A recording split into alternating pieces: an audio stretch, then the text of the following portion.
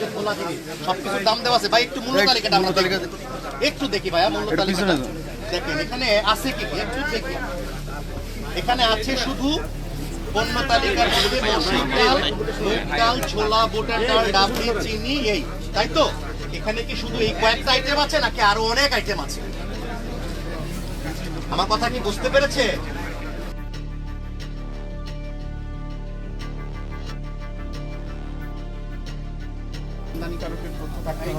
এইটা যে আপনি বিক্রি করতেছেন, প্রথম কথা আগে শুনেন, মানে মূল্য তো নাই, এইটা আপনি বিক্রি করতে পারবেন না, এটা তো কোনো অনুমোদন নেই। এই বিষয়টা, এটা কে ইম্পোর্ট করে আনছে, এটা কোথা থেকে আসছে, তার কি কোনো কিছু এখানে আছে? নাই তো। হ্যাঁ, এটা তো না আছে কি?